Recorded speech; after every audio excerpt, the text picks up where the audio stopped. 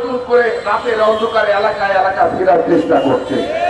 সামনে নির্বাচন, আর এই নির্বাচনকে নিয়ে আন্তর্জাতিক জাতীয়ভাবে ষড়যন্ত্র চক্রান্ত শুরু হয়েছে। প্রিয় ভাই আমার, আমাদের বক্তব্য আমরা চাই অবশ্যই ফ্যাসিস্টের বিচার করতে হবে, আমরা চাই, আমরা সংস্কারও চাই, কিন্তু নির্বাচন চাই।